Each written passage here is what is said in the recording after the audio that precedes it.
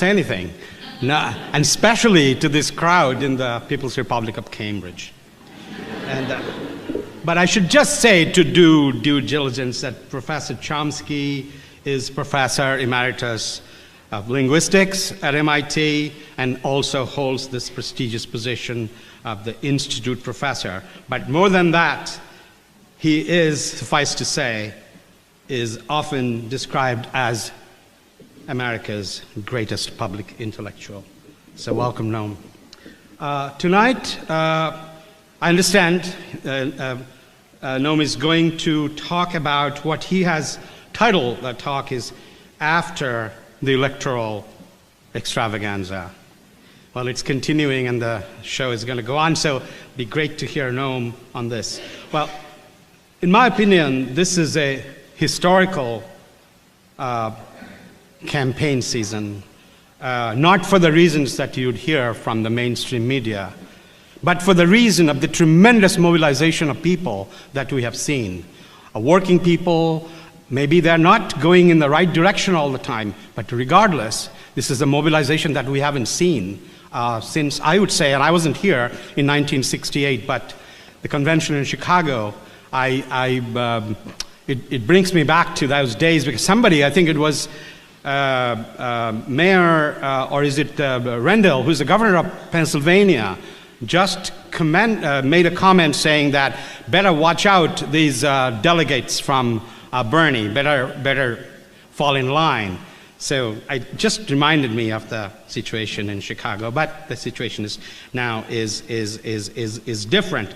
But what I think is happening, and as Professor Chomsky will definitely talk about it, the issues that he talks about are not in the mainstream media, which are also not the real issues that people face. And some of these are the issues that Mass Peace Action is working very closely. One of them is the people's budget.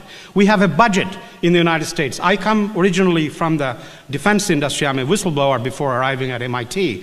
And the defense budget is a $600 billion budget that makes these weapons, makes profits for the companies, and makes our foreign policy so much dependent on the militarism that we have seen. But we have also, we can take some credit, and Mass Peace Action was very much involved to move the policy against another war, for instance, against Iran. So we now have an Iran deal, and we have a lot of work in front of us because a lot of people are sabotaging that continuously today. We are also involved in fighting wars in general and stopping further military actions in Syria to give diplomacy a chance. So, and Professor Chomsky in our last get-together at MIT talked about the connection of this military spending and climate change. So all of these are not talked about. Even Bernie Sanders is not talking too much about the military budget, that we have to attack that to solve our problems. So thank you very much for coming. Without much further ado, Professor Chomsky.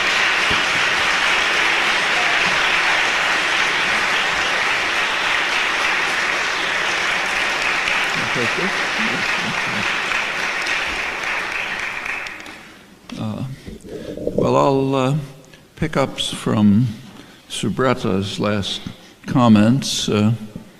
We're all familiar with the Sherlock Holmes story about the dog who didn't bark, and we're now experiencing a remarkable and revealing example of that curious phenomenon, namely the electoral campaign in the most powerful country in world history, the leader of the so-called free world.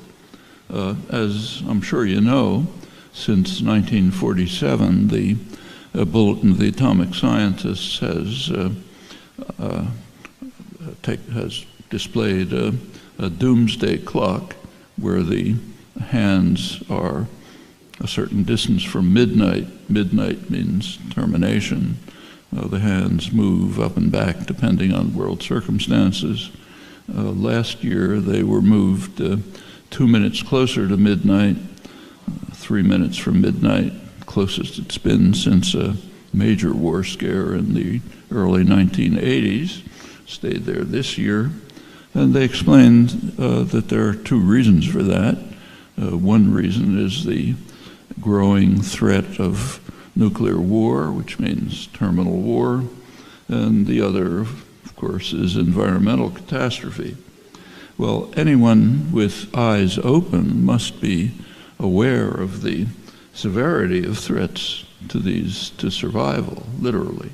Just to give a few illustrations, right now at the Russian border, the US-run NATO alliance is rapidly building up its offensive forces, in fact, planning to quadruple them. It's a huge increase. Russians are reacting in kind. Here's the way the confrontation is described in the press. Happens to be the New York Times a couple days ago. So I'll quote, by sharply ramping up so-called intercepts of American ships and planes in Central and Eastern Europe, Russia is demonstrating its anger over the increased American military presence in a region it considers part of its backyard, White House officials said. They call the Russian actions harassment.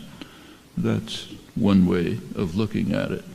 Another way of looking at it is that it's not on the Mexican border, it's on the Russian border, the traditional invasion route through which Russia has been virtually destroyed several times in the past century, many times before. In fact, if it had come anywhere near the Mexican border, we wouldn't be around to talk about it. Would have had a nuclear war a long time ago. The background to the Russian harassment on the Russian border, as the State Department sees it, is the very rapid NATO expansion that took place as soon as the Soviet Union collapsed back 25 years ago. There were alternative visions of a future system presented. One presented by Gorbachev, representing the Russian views, was that there would be a general Eurasian security system. Both military blocs would disappear. There would be centers in Brussels, Moscow, Ankara, Vladivostok, in a joint global security system in peace and amity. Now, that was rejected by the West in favor of not only maintaining NATO, but rapidly expanding it. It's kind of interesting that passed without comment. Since NATO's origin, the justification for it had been very simple. It's necessary to protect the Western Europe from the aggressive Russian hordes. No more Russian hordes. So what happens to NATO? It expands. First under Bush #1 to East Germany, then under Clinton right to the Russian borders, then on. In the last few years, there have been invitations from NATO, 2008, 2013, invitations to Ukraine, which is right at the geopolitical heartland of any Russian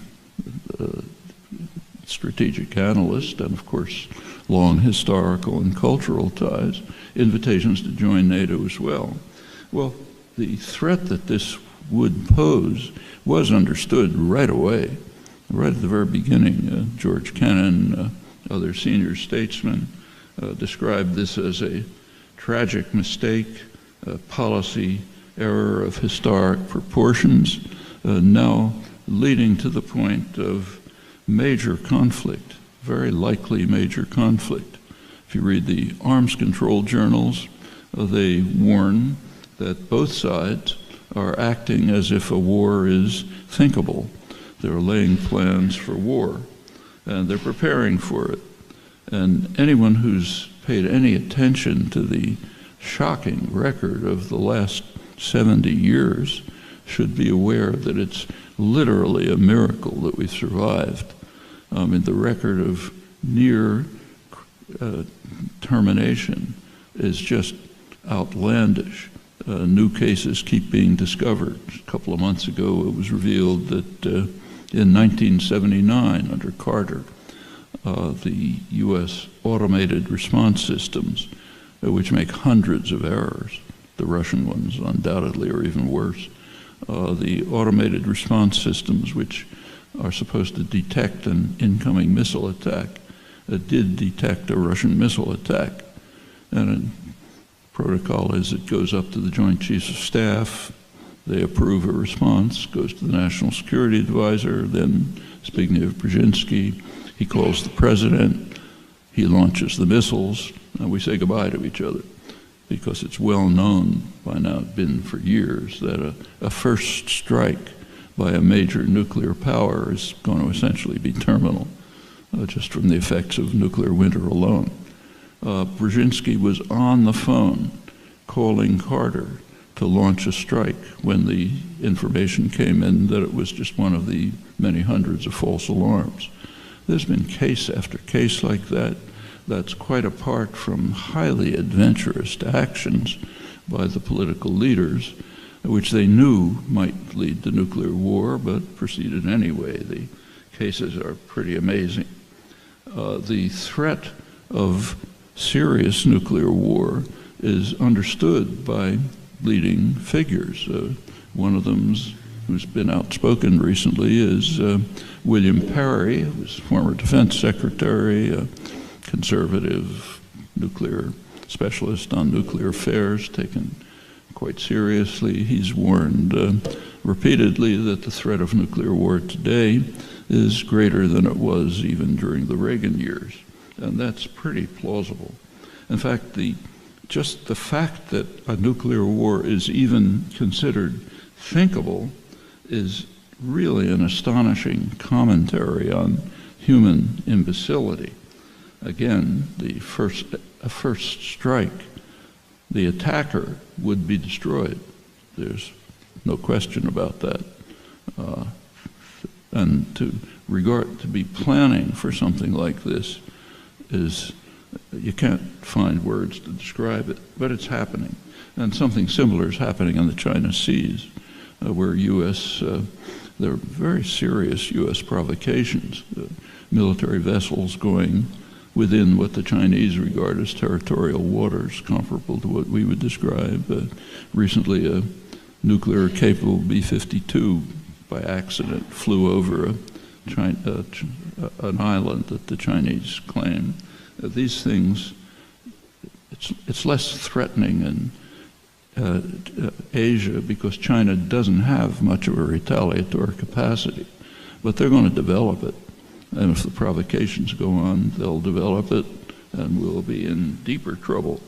And as you know, I'm sure the Obama administration is planning a huge, what's called improvement in the nuclear posture, $1 trillion expenditures to build up much more lethal and threatening nuclear weapons, including small weapons with a small yield, which are particularly dangerous because there'll be a temptation to use them. And all you have to do is use one and it escalates out of sight. Well, that's a brief look at what's happening in the world of nuclear weapons, what's happening in the primaries. The dog is completely silent, no barking.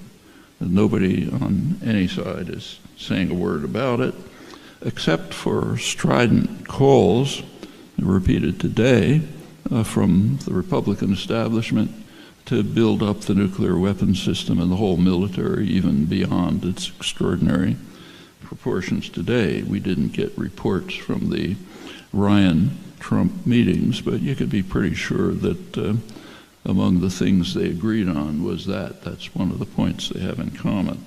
That's kind of an interesting proposal if you look at it, both Trump and Ryan. Ryan is more dangerous than Trump, in my opinion, because he's taken seriously.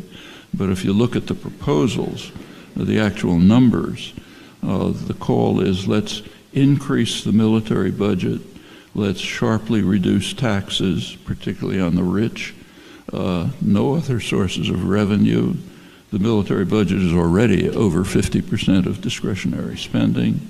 Just do the arithmetic. There's nothing left. Any part of the government that might be of any benefit to the population disappears. That's just arithmetic. Of course, there's all kind of mythology about how there's going to be amazing growth and so on, but we can forget that. That's quite apart from the consequences of building up the military budget, like quadrupling the NATO stance on the Russian border and another $1 trillion expansion of the nuclear program. Well, the doomsday clock, partially, one of the reasons the minute hand is moving closer to midnight is that. The other one is environment. There the threats are no less severe. And the silence of the dog is equally dramatic. Almost nothing being said about it, a few words here and there. And it's very serious. I don't have to stress that for you. This is the first time in human history, ever, 200,000 years of the history of the species, when we have to ask the question, are we going to take steps to guarantee, at least extend the possibility of decent survival, not in the distant future for our children and grandchildren. That's the question. And of course, we've already answered that question for innumerable other species. The level of species extinction because of global warming is at the level of the so-called fifth extinction 65 million years ago when an asteroid hit the Earth, huge asteroid, caused a catastrophe, ended the age of the dinosaurs, opened the way for the rise of mammals, ultimately us, and we're now paying our respects by becoming the asteroid.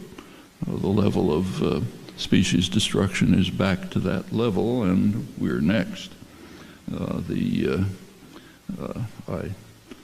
Every issue of a science journal gives more chilling prospects. I'll just read a couple, but you can find them every time you open a new science journal.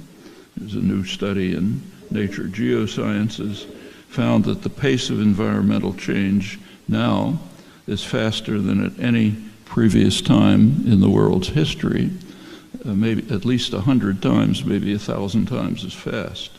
You've probably seen the report by James Hansen, 18 co-authors. They studied the last time that the world warmed naturally. That's about 120,000 years ago. Pretty similar temperatures. Much of the polar ice disintegrated, and they've established that the sea level rose about 20 to 30 feet. That's where we are now, but that was over a long period. This is immediate, much more rapidly. They estimate that the worst case could be maybe 50 years, followed by increases so precipitous, quoting now, that they would force humanity to beat a hasty retreat from the coasts, loss of all coastal cities. The real catastrophe would be soon in places like Bangladesh, a coastal plain where billions of people are without sustenance or opportunities for survival. Virtually all the land ice on the planet has already started to melt much more rapidly than was expected, and the melting of the Arctic ice, which is taking place quite rapidly, it will also release vast amounts of methane into the atmosphere that's in the short term much more lethal than CO2 that drives the crisis onward. Just the last example, another study investigated a period that's called the Paleocene-Eocene thermal maximum 60 million years ago.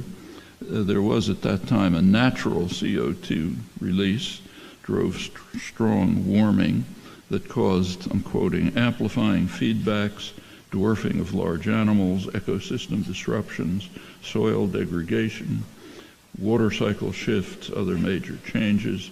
And again, that was over a much longer time, likely to be more severe. That one affected the Earth for more than 100,000 years, and today would be utterly catastrophic.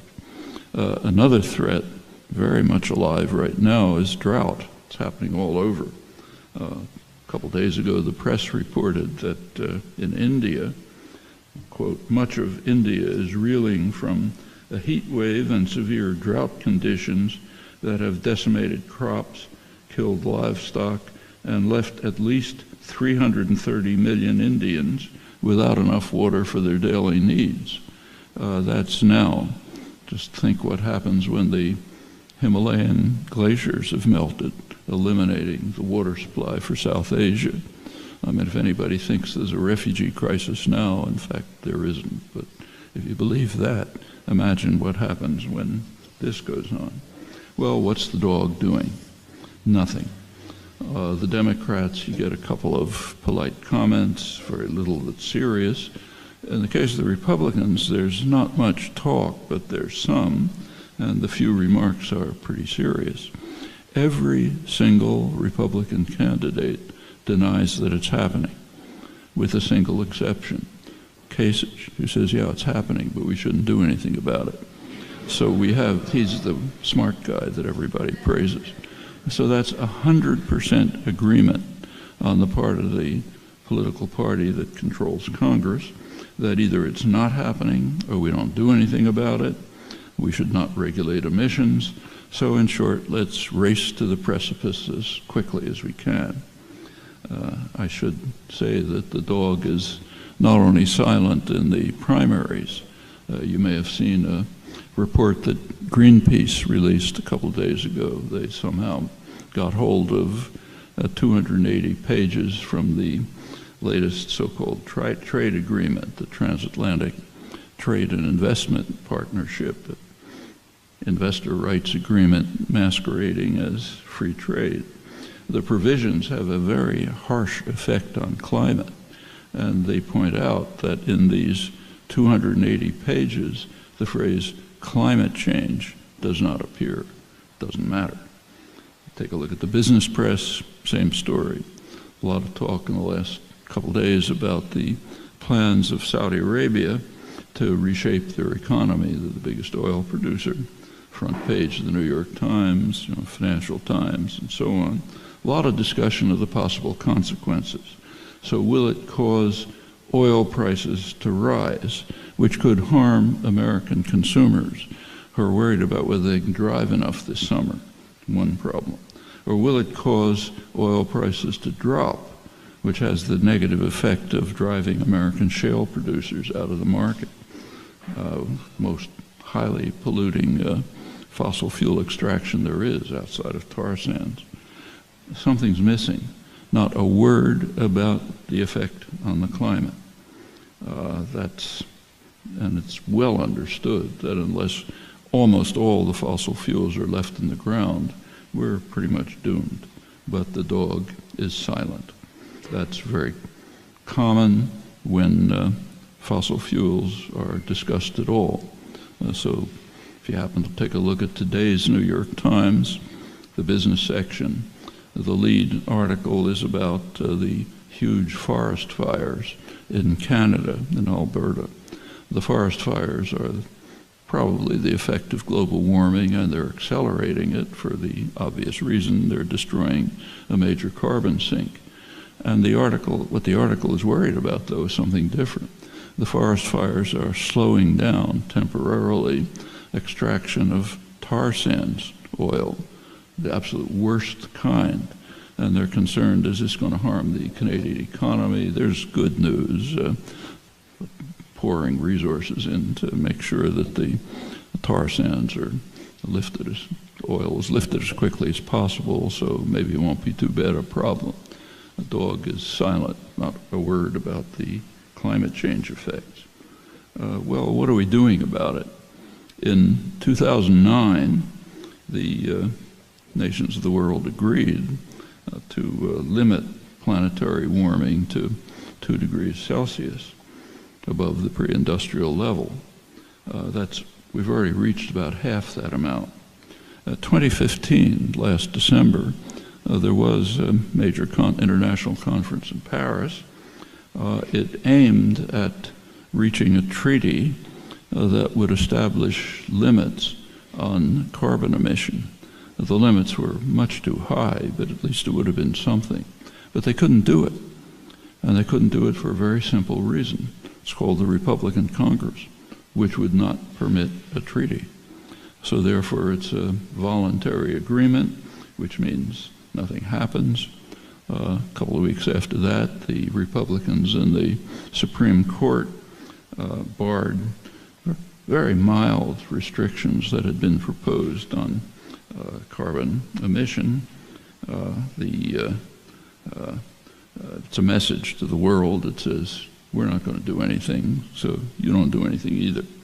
And again, every Republican, including Kasich, says, don't do anything about it. Either it's not happening, or if it is happening, who cares?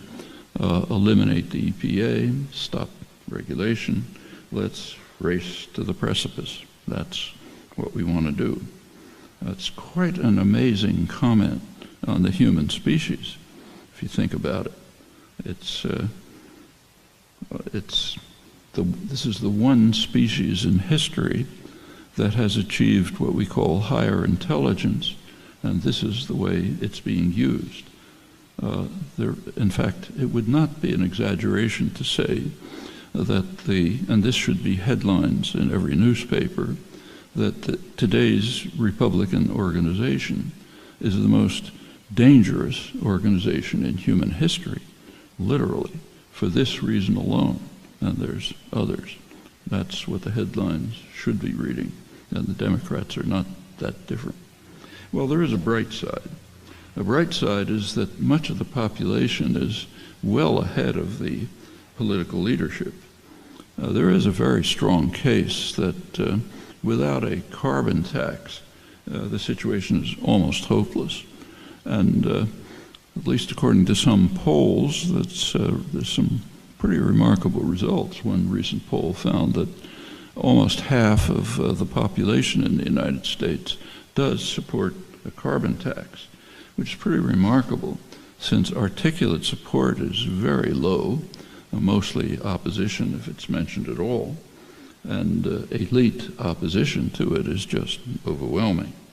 No less remarkable is the fact that a majority in every state supports regulation of CO2. That's true even in the so-called red states. And it's alleged that in every congressional district, a majority favors requiring utilities to use clean energies. Those are hopeful prospects. They can be built on.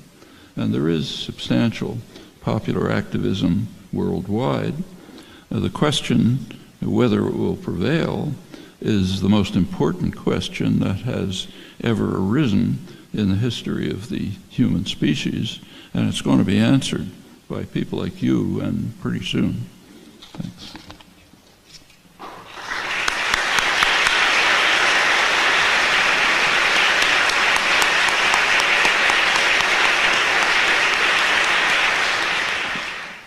Thank you for your remarks. What do you feel is the most important action the people can take to turn back these destructive forces? Voting is not it. What else do you recommend? Voting should take, it's worth doing. I mean, to keep basically for one reason, to make sure that the Republicans don't get into office, because the danger that they pose cannot be overestimated. It should take about 5 minutes of our time to think about it, and another 10 minutes to do it, and then you go back to the serious work, which is what ought to be going on all the time, working to take these popular attitudes. As long as people that I mentioned, when people just think them, it doesn't matter very much. If they're organized, mobilized, energized to do something about it, whether it's lobbying in Congress or demonstrations or civil disobedience or whatever it might be, then it means something. That's the way every positive change in history has taken place. So fine, vote, it's okay, but meanwhile, go ahead and do what's important. Thank you, Professor Chomsky, for your wonderful presentation. So channels of communication, I think, are becoming very, very important in like channels of communication like mass media, electronic media, social media. And what would you like envision? How is it going to develop? A lot of the times people now talk about scientification of journalism or scientification of media, meaning that they bring like hard evidence and numbers and data and scientific study results to prove the point. So would you think that if media and education institutions get together, they will voice, their voice will be heard better by politicians? And you were talking about this ecological catastrophes and dooming day. So how would you envision the future role of media and science getting together in this direction? Well, first of all, I mean, on both the environmental crisis and the nuclear issues, the science and the professional journals and associations are pretty straight, but they don't reach many people. They reach a small sector of educated opinion, and that has to reach the public, and it's not going to reach the public through the media. What I described is pretty typical. They're not going to reach the public through the electoral process. Again, what I described is pretty typical. The dog doesn't bark. So how does it reach the public? Through people like you.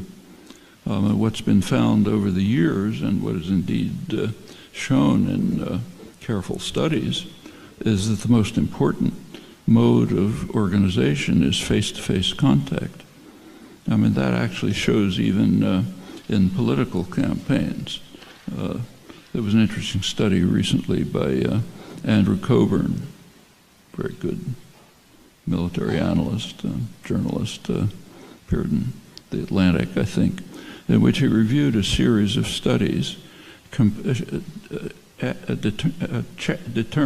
of analyzing how political spending influences elections. Turns out that the impact is pretty slight. That people don't pay much attention to television ads. But what has an enormous effect is canvassing, going door to door and talking to people. That turns out to have a huge impact. Incidentally, this doesn't mean that the political spending is wasted by the people who are spending it, because remember that they're not just trying to get their candidate in, they are buying something very precious called access. If you fund a political candidate, that candidate's doors are open to your lobbyists and corporate lawyers who can go in and write the legislation that the candidate ultimately will sign. That's the way the legislative process works.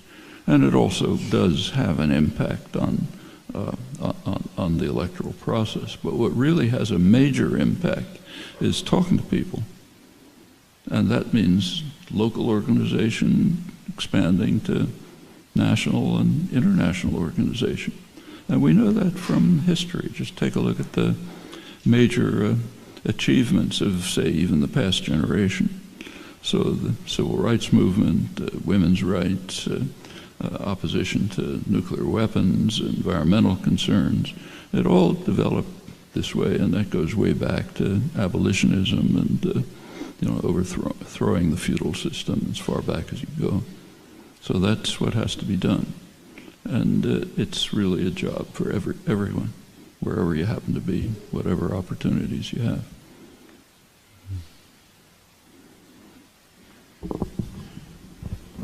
Professor Chomsky, first, I'd like to thank you very much for your time. And before I give my question, I'd just like to say thank you, especially for your documentary released on American foreign policy on Netflix, because that's what inspired me to pursue a career in politics, and also become quite a huge fan of you since my freshman year. I'm now a junior. Just a small correct. They're not my documentaries.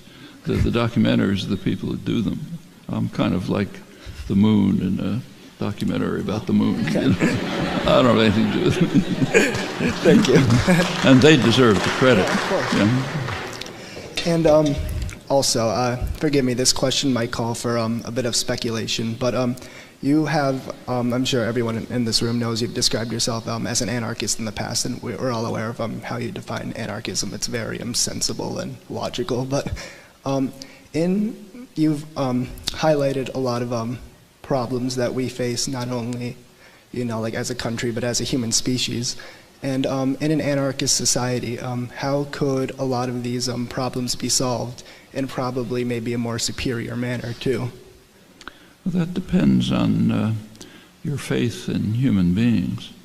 So, for example, if decisions are in the hands of an informed public, which participates in structures of cooperation and mutual aid, are you likely to have more humanly benign consequences than if they're made by a group of corporate lobbyists, state bureaucrats, and so dictators, and so on? It's a guess, but I think it's a pretty safe guess. Thank you. Mm-hmm. Hi, thank you for speaking with us this evening. It was really a pleasure to hear you talk. Yep, no worries. So you mentioned that the military budget is increasing, and that I'm not sure if that's your speculation that it's increasing for nuclear weaponry, or if that's some... Well, to get the facts straight, Yeah. It's now about 53% of discretionary spending. Okay. The Obama administration has called for a rapid increase, $1 trillion over the next couple decades, in modernizing and developing the nuclear component. Mm-hmm. I think just about every Republican candidate, certainly Trump and Ryan, the two major ones, have called for substantial increases in the military budget. They don't give numbers, but substantial. Okay, so given that, how would you characterize Obama's planned visit to Hiroshima? His visit to Hiroshima? Well, it's about 70 years too late. Right, but, I mean, aside from... And depends depends how it's handled. Mm-hmm. But I mean, this was a real watershed in human history. I mean, the Hiroshima bombing told everyone who was listening that from now on, we are facing destruction. I remember it very well. I won't talk about it personally, but it was a shattering disclosure. In fact, the atomic scientists themselves really hadn't thought about it very much, turns out. They knew that there was a possibility that it could instantaneously destroy life on Earth if it happened to set off reactions that would expand. And it was pretty horrible the way it was. And remember, that was a very small bomb by contemporary standards. And it's quite interesting to look at the developments since that time. This goes back to your question about elites in the population. So there is a kind of a standard history a scholarly history of the nuclear weapon system by McGeorge Bundy, former Harvard dean, who was national security advisor for Kennedy and Johnson, kind of liberal side of the spectrum. And he was given access to highest level documents and so on. And the book's interesting reading, but I think the most interesting part, again, is the part where the dog doesn't bark. There's one paragraph in the book, around the middle, which I don't think historians have ever even commented on, which is just mind-boggling. Here's what he says. He says around 1950, the U.S., of course, had overwhelming power, just way ahead of the Russians technologically, far ahead of everyone else, unbelievable security. but there was one potential threat to the United States, at that point potential. ICBMs, intercontinental ballistic missiles, with advanced hydrogen bomb warheads. They didn't exist, but in the course of time, they would exist. And he points out that he was unable to find any comment, even a staff paper by someone, suggesting maybe we should try to stop it. And maybe we should try to enter into a treaty with the Russians to ban the development of the only weapons that could wipe us out immediately. Apparently nobody cared. Was it a possibility? Very likely. The Russians, as I said, were way behind. Even Stalin at the time was making significant gestures, calling for some kind of negotiations and settlement. In fact, one crucial offer, I remember it pretty well, in March 1952, was an offer from the Russians to permit Germany to be unified. Germany's, of course, an incredible threat to Russia. Just take a look at the history. This is right after the Second World War. Permit Germany to be unified, allow democratic elections internationally supervised, which the communists are sure to lose, and the West will win, on one condition, that Germany not join a hostile military alliance. It was pretty interesting what happened. The information was withheld for a while so that Truman could put through a huge increase in the military budget. It was finally released, but kind of dismissed as kind of a joke, you know, who can take that seriously? And anyone who mentioned it was just ridiculed. Well, now the Russian archives have come out. And it turns out it was pretty serious.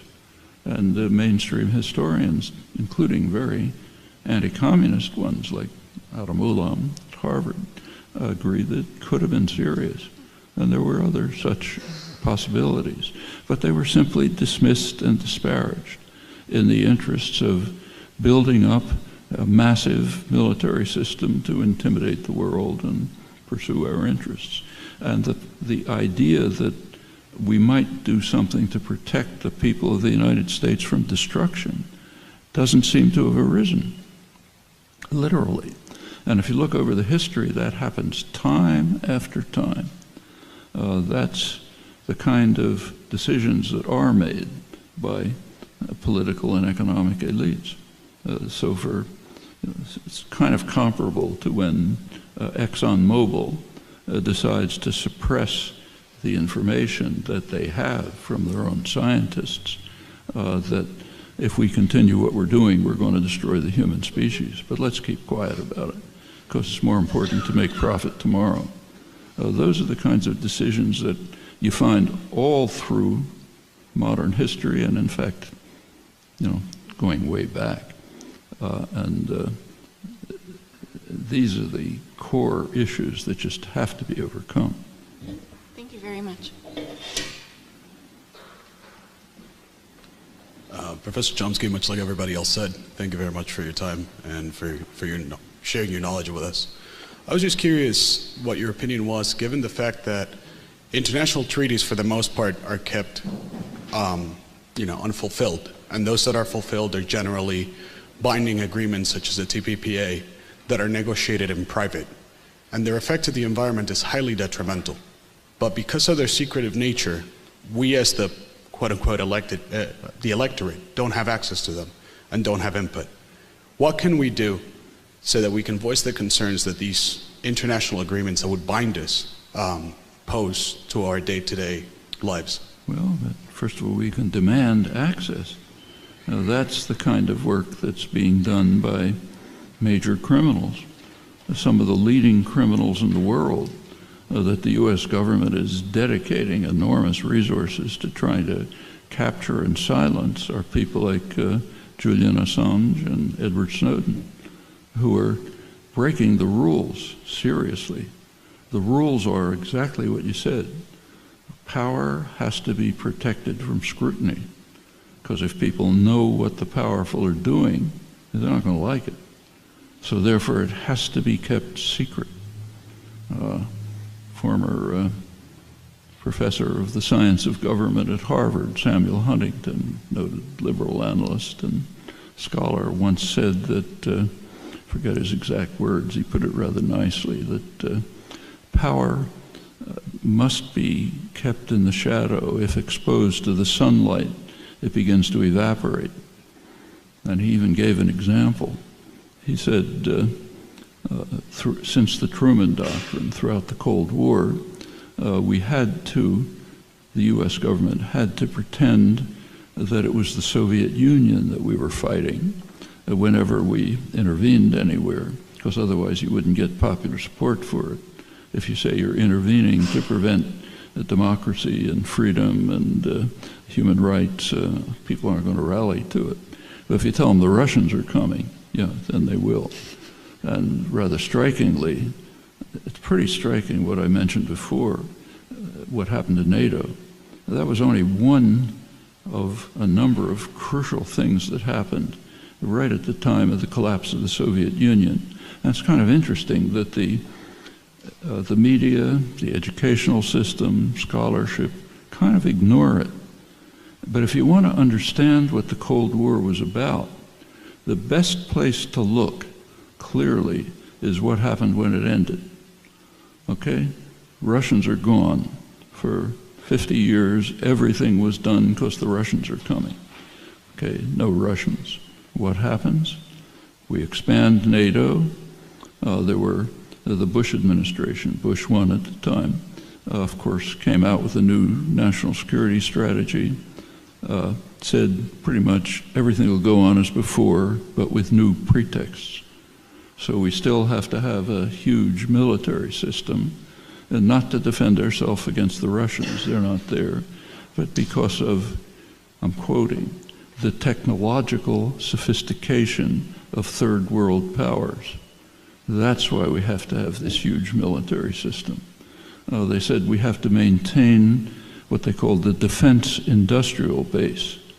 That's a euphemism for the high-tech economy, which is funded by the taxpayer in what's called a market system, in which taxpayers pay the costs of research and development and innovation over long periods.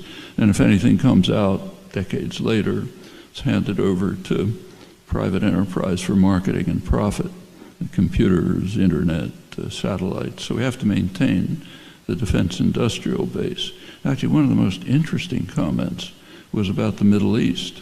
It said we have to maintain intervention forces directed at the Middle East. This is 1990, and you know what happened since. Why? It said we have aimed at the Middle East. Then came this interesting phrase, where the serious problems we faced could not have been laid at the Kremlin's door. In other words, we've been lying to you for 50 years.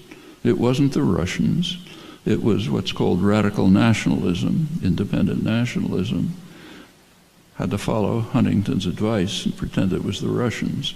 But in fact, the problems couldn't be laid at the Kremlin's door. It goes on like that. NATO was not only expanded to the east, its mission was changed officially to be a global mission, what they call defending, meaning controlling the international energy system, pipelines and sea lanes. All of this tells you an awful lot about foreign affairs. Did you study it in school? Did you read it in the media? Do you find it in scholarly journals? I mean, it's there. Same on the trade agreements. What Greenpeace just released basically tells us what any rational person knew. These are investor rights agreements. They have almost nothing to do with trade, nothing at all to do with free trade. Enormous protectionist measures, protection of investor rights, and of course they have to be negotiated in secret. You can't tell people that. But you see, when people say they're negotiated in secret, it's a little misleading. They're not secret to the corporate lobbyists and lawyers who are writing the legislation. They're the ones writing the details to make sure it comes out correctly for their interests. So they know about it, and their corporate masters know about it, and of course government bureaucrats know about it. It's just you're not supposed to know about it. And then it's supposed to be passed by a system that's called fast track. And every reasonable person is supposed to be in favor of fast track. What's fast track? Stalinist style legislation. The government gives Congress a choice, yes or no. No discussion, no debate, which of course means yes. That's the height of democracy. Well, do we have to accept that? And it's across the board, case after case. Don't have to accept it. And notice that the people who tried to break it, like Snowden, Assange, Manning, they are some of the leading criminals in the world. Huge resources are devoted to trying to capture them, if you can, to get rid of them, sequester them somehow. I don't know how much, the extent to which this is done is kind of shocking. Like Snowden finally made it to Russia. And a couple of years ago, he would like to go to Latin America where he could get asylum. The Bolivian president, Evo Morales, flew to Russia for just negotiations of some kind. And as he flew back to Bolivia, the European countries, under threat from the United States, of course, would not permit the plane to cross their airspace, which is pretty shocking. The plane was finally forced down in Austria, and it was immediately invaded by Austrian police to see if this arch criminal was trying to escape. I mean, and Assange is, I think it's now 4 years, has been locked up in a room, basically. I visited him there. It's actually worse than being in prison. Can't even go outside, you know. But these people cannot be permitted to survive. They're much too dangerous because they're trying to lift the veil to help people know what's going on. And that's really dangerous. And if you, anyone who's spent time going through archives, you know, declassified documents, you very quickly discover that almost nothing has anything to do with national security in any serious sense. It's mostly security of power against the domestic public, the primary enemy. And it is an enemy, because if they know what's going on, they're not going to allow it, which tells us what we ought to be doing. Get people to know what's going on. It's possible. Thank you.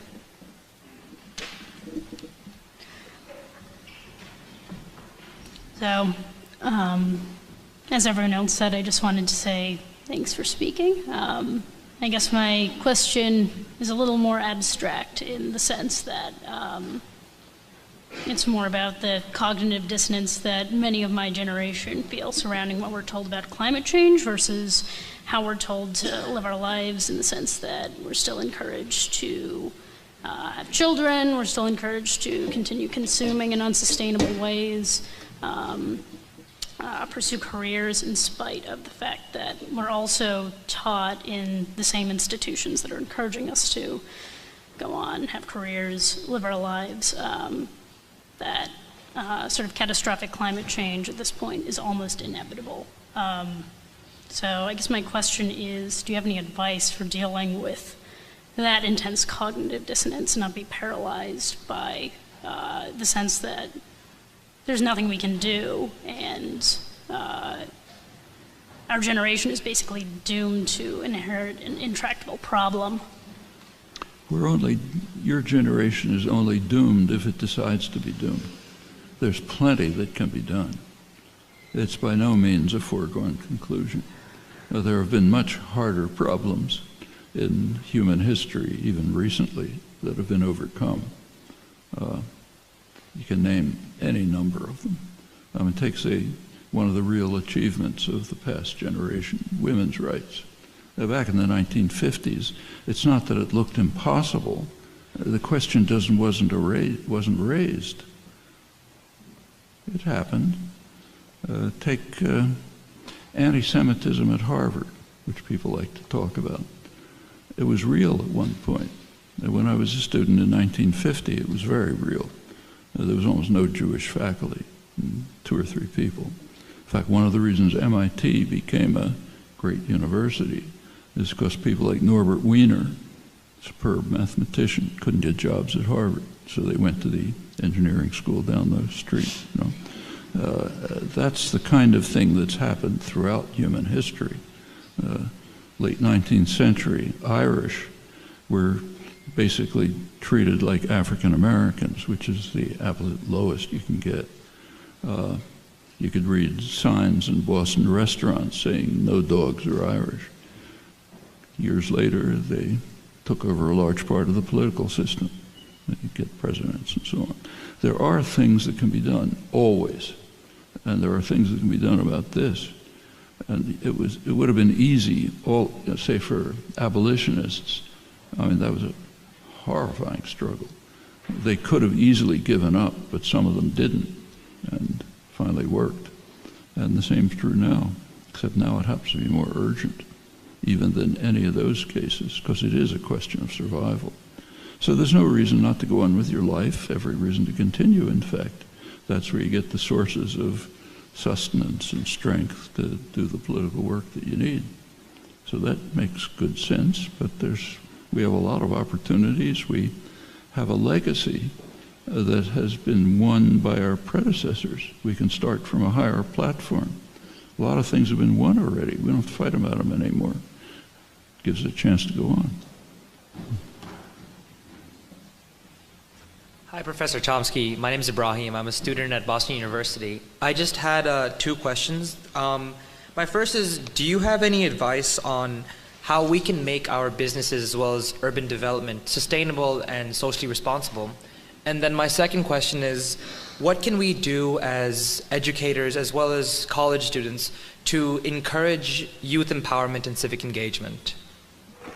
Well, if you take the second question, if you look over the record, very characteristically, students have been in the forefront of the kinds of political engagement that led to serious change. It was true of the civil rights movement, the women's movement, anti-war movement, and goes way back. And there's a reason for that. The reason is that students are at a period of their life when they have maximal freedom. They're sort of mostly out of parental control. They're not yet in the circumstances where they have to dedicate themselves to putting food on the table. They have opportunities to think, to interact with one another, to undertake actions, and many have done it. And that can lead to change. As for sustainable businesses, yeah, create them. There's plenty of things that can be done. There are plenty of very important things, like worker-managed enterprises, enterprises that are dedicated to avoidance of destructive forms of energy, like fossil fuels, and develop sustainable energy. Huge opportunities there. And there's case after case. Thank you. Hello, Professor Chomsky. So in the conversation about climate change, we hear a lot about the issues, some of which you spoke on tonight, related to trade and oil industry and transportation. But one of the issues that I find is omitted often in the conversation is the unsustainable ways in which we produce our food and the meat industry across most developed countries. And I'm aware that the United Nations has, I think in the past year or 2, released statements encouraging most societies to move toward a vegan diet and vegetarian. So I'm wondering what your thoughts are on this. Industrial food production is a major contributor to CO2 emissions.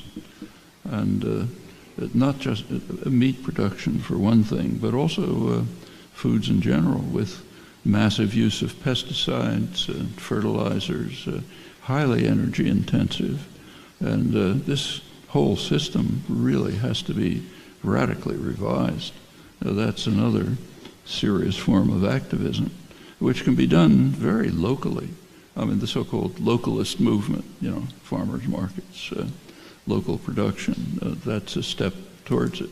But it has to be done on a massive scale if there's going to be survival. The food problems and the water problems are massive. Thank you. Thank you so much for speaking with us this evening. I'm graduating with my undergraduate degree later on this week, and I have noticed within my peers a severe lack of critical thinking. And I'm wondering if you have any advice to give to the next generation of scholars, and what kind of advice you would give them to continue the fields that you do work in. What advice to younger scholars? And nothing but the simple virtues. Question dogma. If things are accepted without question, if they're generally accepted doctrines, you should immediately be suspicious. And nothing is that clear. And you should have an open mind, critical mind, be willing to challenge, stay honest, be willing to face criticism and threats, and there can be threats, don't want to deny it. An attempt to be independent. An independent thinker can bring upon himself or herself pretty serious threats.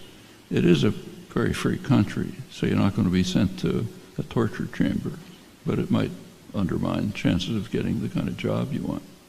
Okay, those are the kinds of things that you face in life. Thank you. Hi, how are you? I've been seeing more and more reports, even now in mainstream media, about the 28 redacted pages in the 9/11 Commission report. And many people are now claiming that the information in those pages implicates Saudi official involvement in possibly funding the hijackers for the attacks on September 11th.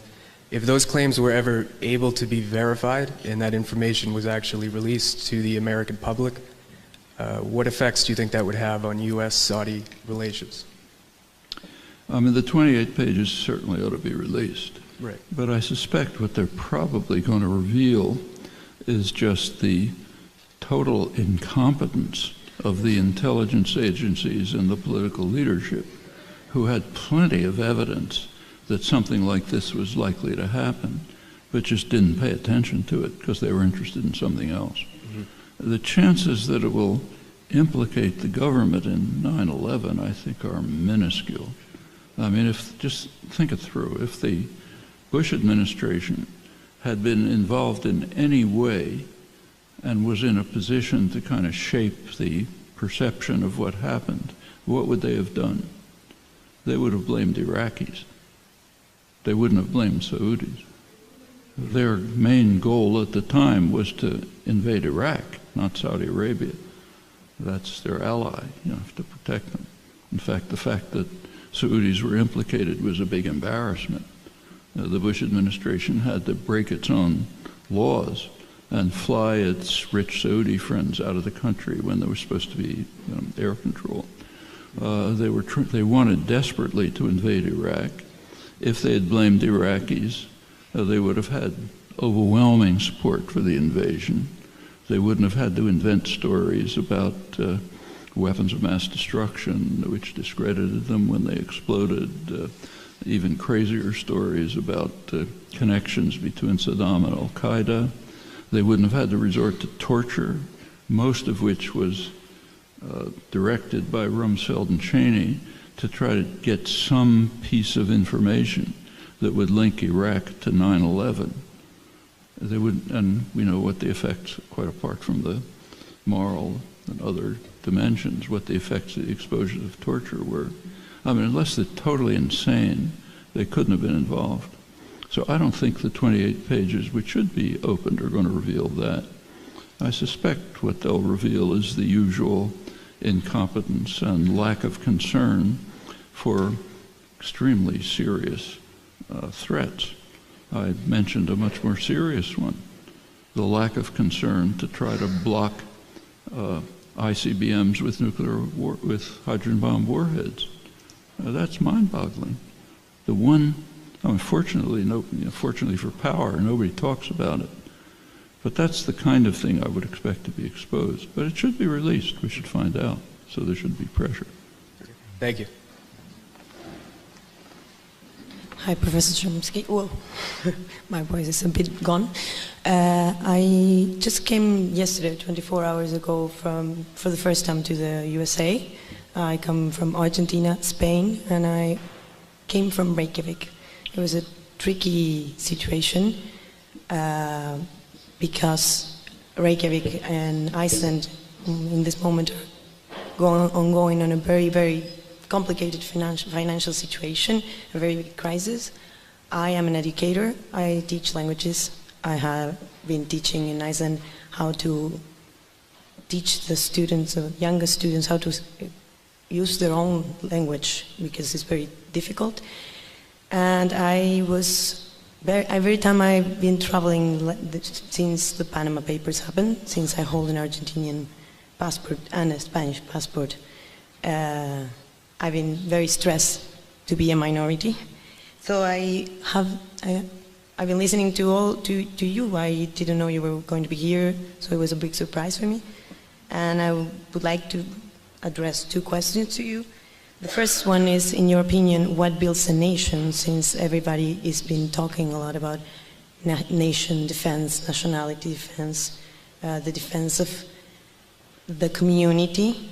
And secondly, I didn't catch, what is the question? After that one, the question would be, what do you think it builds, those components, those words, nation, community? And after that question, I asked myself, would you agree to the fact that educators, but not only well-educated people in the legal system of the levels, are the best defense for a community to avoid this secrecy and conspiracy, paranoid threats that we're constantly advertising in the media? It's a big... On the second question, the people who are privileged, and most well-educated people are privileged, academics are particularly privileged. To the extent that you have any privilege, you have responsibility. Like if you're spending 50 hours a week trying to put food on the table, there's a limited number of things you can do. If you're privileged the way most of us are, there's a lot you can do. So there's more responsibility. Doesn't mean it's going to be used well. In fact, quite typically, if you look at the record, it's used to support power, but it doesn't have to be. That's a choice. But if you're educated, yes. If you're privileged in other ways, yes, you have the responsibility to do things. I mean, as far as national groups and cultural groups and so on, it's kind of depends on what you make of them. It makes perfect sense for people to find communities in which they're comfortable, in which they share values, in which they share ceremonies, traditions, and so on. All of that's very healthy, and a healthy society should encourage it, as long as it doesn't turn into attacks on others. That's the difference. If it's a matter of cooperation with others, it enriches the society. If it's a matter of trying to crush others, then it harms the society. But these are all our choices. Thank you very much. Mm-hmm. Hi. Hi, Noam. I just want to say, first of all, thank you for your years of service to people without power, to knowledge and reason on behalf of people without power, for the most part. 2 days ago, the Obama administration awarded Henry Kissinger an award. It was conferred by Ashton Carter from over here at the Kennedy School. His friends call him Ash. At the Pentagon, the award is the Distinguished Public Service Award. It's the highest award that can be given to a private citizen, I guess, by the Pentagon. I'd be interested to hear you talk a little bit about your assessment of Henry Kissinger and In particular, I'm especially interested to ask, because of what I take to be an explicit endorsement of voting for Hillary Clinton, if it should come to that, given the closeness of the Clintons to Henry Kissinger and the kind of the role that kind of politics in international relations has played in the Clinton administration, could be expected to play in a future Clinton administration. Again, what's your take on Henry Kissinger? Well, Kissinger's made some intelligent and useful comments. One of them was, can't remember the exact words, but he essentially tried to define what the responsibility of an academic, serious intellectual is. And he said it's their responsibility to formulate accurately and appropriately the interests and the wishes of the people in power. In other words, you should be a toady. You should sit at the feet of the powerful and try to help them achieve what they're trying to achieve. And if you look at his own record, say in the 1960s, he was desperately trying to become the advisor to either side. Nixon, Humphrey, whoever would accept him and put him in a position of authority carrying out this responsibility. And he had plenty of initiative, and it wasn't pretty. We can run through the cases. You're familiar with them, most people are. But you can see why he would get an award at the Kennedy School. He was performing the duty of a responsible intellectual, implementing the wishes, intentions, and goals of the powerful in an effective way. What's wrong with that? That's the way that's the way you progress in the educational institutions. Well, the award was at the Pentagon, but maybe there's not much difference. But there's a difference. Pentagon tends to be more open usually. But what about the relationship between Clinton and Kissinger? I think Clinton, if I recall, is already on record as saying that Kissinger is one of her admired statesmen. So sure, if it won't be Kissinger, it'll be somebody comparable. He happened to be pretty good at it, but there are others in the wings. Thank you. Thank you, Professor Chomsky, for coming out here tonight.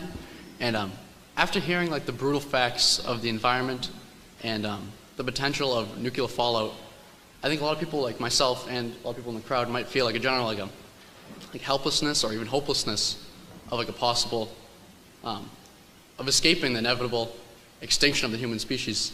So I want to know, how would you recommend overcoming that sort of maybe nihilism or pessimism?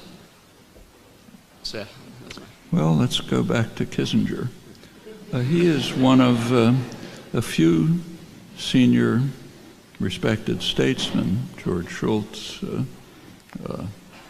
Nye, a couple of others, who are calling for elimination of nuclear weapons for good reasons, your reasons.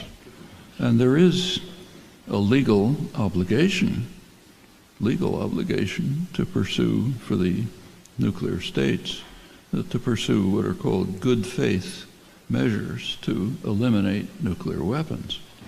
That's in the Non-Proliferation Treaty, Article 6, and it's also, there's a World Court decision, 1996, which basically repeated it as a legal document. So we're on pretty strong ground if we call for the elimination of nuclear weapons. And it can go in stages.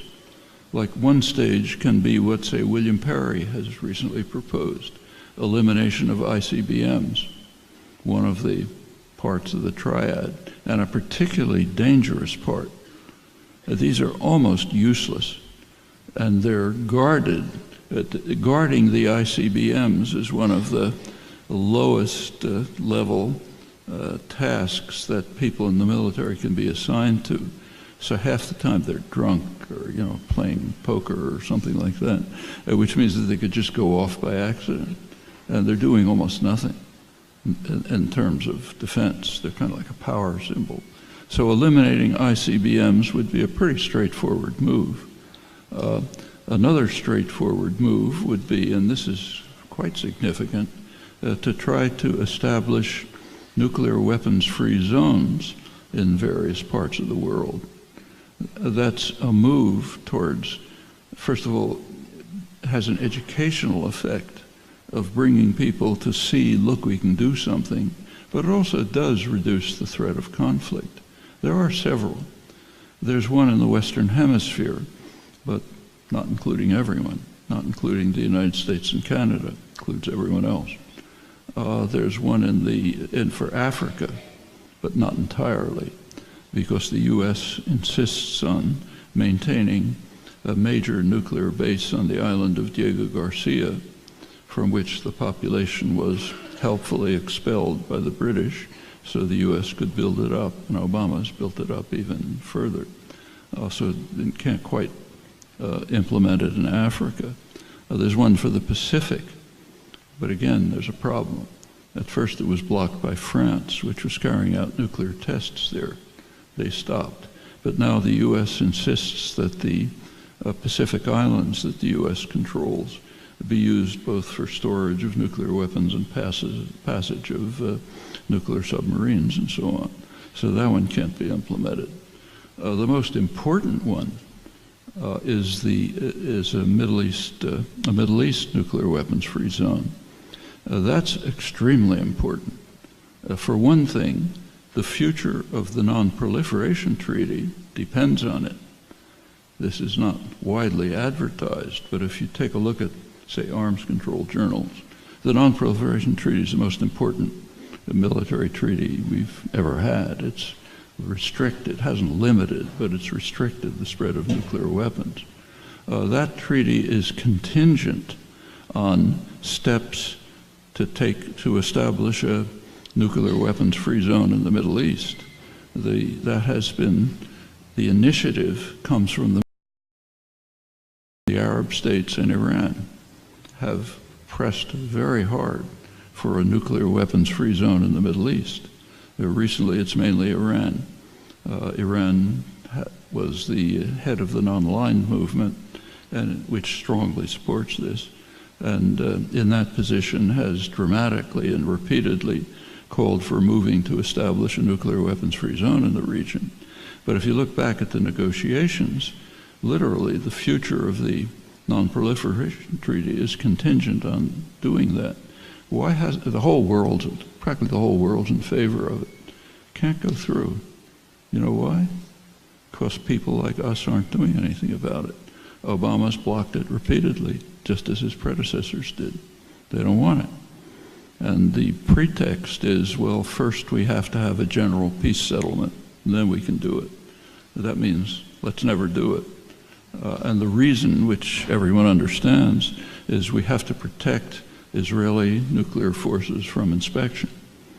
And that's a very high necessity, so therefore we have to sacrifice the possibility, we have to accept the possibility that the whole nuclear proliferation system may collapse, because it's so important to ensure that Israel dominates the region with nuclear weapons, a client state.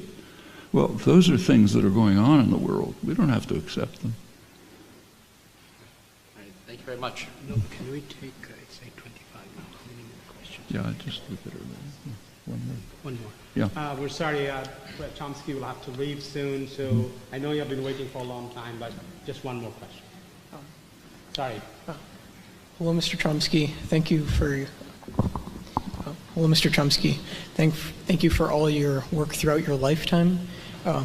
My mom, who's an elementary school teacher, is going back to school after many years to study linguistics, and I, being a high school teacher, I being a high school student, read a lot of your political work. I took your recommendation to read Anarchism by Daniel Guerin. By? Daniel Guerin. Yeah. But to contrast, I read Capitalism and Freedom by Milton Friedman. And there were actually some similarities. In the first chapter, Milton Friedman says that he advocates for absolute freedom, and that reminded me of individualist anarchists like Max Stirner. And he also said that companies ought to be voluntary, work ought to be voluntary, and ought to be cooperative, which reminded me of like anarcho-syndicalism. And the free market sort of reminded me of what anarchists called federalism. So, in brief, what really sets anarchism apart and makes it so virtuous, in your opinion, and what makes free market capitalism so vicious? Well, there is a brand of what's called anarchism in the United States, and to an extent in England, which is a very sharp departure from the whole libertarian tradition. It's called anarcho-capitalism. That's what's called libertarian here. If you take a look at it, it's advocacy of the most extreme form of autocracy and oppression that has ever existed.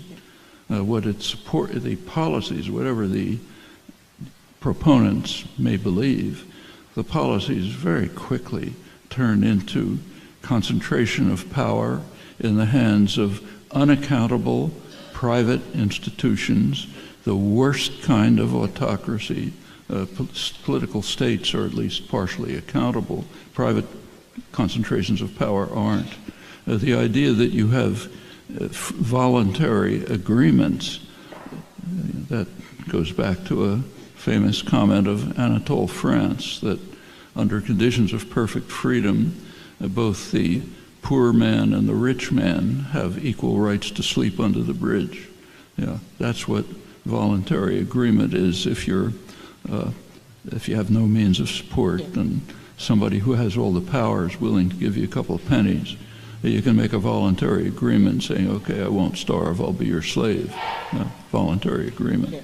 And in fact, some of the more honest advocates of this position, like James Buchanan, Nobel Prize laureate, argued at one point that every human being's highest aspiration is to ensure that everyone else in the world is his slave. That's the kind of people we are. That's our nature. We want to make sure that everyone is enslaved to us. And these policies basically are based on that conception of human nature. Another well-known advocate, Murray Rothbard, is strongly opposed to laws that require parents to feed their children. Why should parents be forced by the state to feed their children? That's and if you accept their conception of liberty, that's true. Why should you be? It's radically different from the libertarian tradition. And it's pretty striking to see how different it is. So if you go back to say Adam Smith, who's supposed to be advocate of classical liberalism, take a look at his actual views. Everyone's heard the phrase invisible hand. Very few people have bothered to look at how Adam Smith used the phrase. Actually, he used it twice. Once in Wealth of Nations, once in his companion book, Moral Sentiments. In Moral Sentiments, here's the way he uses it. He says, suppose, it's an agricultural society he's talking about. He says, suppose some landowner accumulated almost all the land and everybody else had to depend on him for survival. He says, well, this wouldn't really matter very much because of the natural sympathy of the landowner for other people, which is kind of the core of human nature, he would make sure that the goods of his possessions are distributed fairly equally. So it would end up with a fairly egalitarian society, as if by an invisible hand. That's Adam Smith. It's not what you learned in school. Actually, the other place he uses it in Wealth of Nations, if you take a look, it's pretty much an argument against what's nowadays called neoliberal globalization. What he says is, he says, suppose that in England, which is what he's concerned with, the manufacturers and merchants sold their goods abroad, manufactured abroad, and imported from abroad. They'd make money, but the people of England would suffer. However, he says, probably not going to happen, because they're going to have enough concern for their own society that they'll be willing to sacrifice profit for the general good. So as if by an invisible hand, we'll be saved from the ravages of what's now called globalization. That's Adam Smith. It's based on a different conception of human nature. It assumes that the basic Enlightenment conception that the core of human nature is sympathy, concern for others, mutual support, and so on. Not hate everyone else, get as much as you can for yourself, make everyone else your slave, and we'll call that freedom. Well, I'm reading Ayn Rand's book, Virtue of Selfishness. Pardon? I'm reading Ayn Rand's book, Virtue That's of Selfishness, too. So that's a caricature of these views. I'm wrestling with anarcho-capitalism, too. Yeah. Thank you. Thanks.